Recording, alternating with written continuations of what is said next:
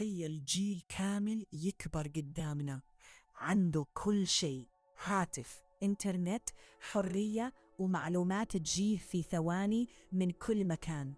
بس رغم هذا الجيل هو نفسه اللي ولا يعاني أكثر من القلق، ضعف الثقة بالنفس والإحساس بالضياع. السؤال اللي لازم نتوقفوا عنده بجد هو واش راه يربي هذا الجيل فعلا؟ واش راه يصنعه أقوى؟ ولا راه يأسره من الداخل وهو ما يحسش؟ اليوم الطفل أو المراهق ما عادش يعيش نفس الطفولة اللي كانت من قبل، ولا يكبر وسط شاشة، يقضي ساعات طويلة يتابع حياة الآخرين، يشوف صور مثالية، نجاحات، سفر، فلوس وضحك ظاهر في كل مكان. ومع الوقت يبدأ يقارن حياته البسيطة بهذه الصورة اللي يشوفها كل يوم، حتى لو كانت غير حقيقية أو مبالغ فيها. ومن هنا يبدأ يدخل له إحساس خفي بالنقص، وكأن حياته دائما أقل من الآخرين. ومع هذا التركيز تاعه يتغير، ما عادش يقدر يصبر على الأشياء الطويلة، كل شيء لازم يكون سريع، فيديو سريع، معلومة سريعة، نتيجة سريعة.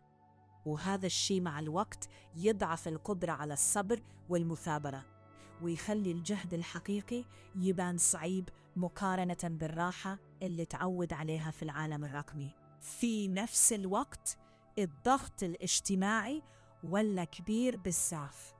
المراهق اليوم يحس باللي لازم يكون ناجح في كل شيء، شكله يكون مثالي، دراسته تكون ممتازة، وحياته تبان مليانة إنجازات. وكل هذا تحت عين الناس اللي تقيم وتعلق وتنتقد في كل لحظة. حتى أبسط تأخر أو فشل يقدر يتحول لإحساس كبير بالضغط والقلق. وزيد على هذا كاين مشكلة أخرى ما ننتبهوش لها كثير، وهي نقص الحوار داخل العائلة. في بزاف من البيوت اليوم كل واحد يعيش في عالمه الخاص، الأب في مشاغله، الأم في مشاغلها، والأبناء في هواتفهم.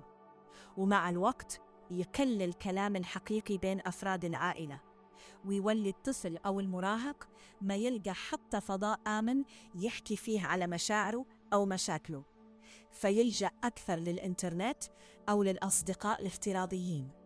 وهذا يزيد يوسع الفجوة العاطفية داخل البيت. ومن جهة أخرى التربية نفسها أحياناً تكون غير متوازنة. كاين اللي يربي بالقسوة الزائدة يخلي الطفل يعيش تحت الخوف والضغط، وكاين اللي يربي بالدلال الزائد يخليه ما يتحملش المسؤولية وما يواجهش الواقع. وفي الحالتين النتيجة تكون شخصية ما عندهاش توازن نفسي كافي باش تواجه الحياة بكل ضغوطاتها. وفي الأخير نلقاو باللي جيل اليوم عنده جانب قوي جدا من ناحية التكنولوجيا والمعرفة وسرعة التعلم، بالصح في المقابل عنده جانب هش من الناحية النفسية. يعرف بزاف معلومات عن العالم، بالصح أحياناً ما يعرفش يفهم روحه أو يتعامل مع مشاعره. وهنا يجي السؤال الحقيقي: هل المشكلة في طريقة تربيتنا لهذا الجيل فقط؟ ولا أن العصر اللي نعيش فيه فرض هذا النوع من التحديات على الجميع بدون استثناء؟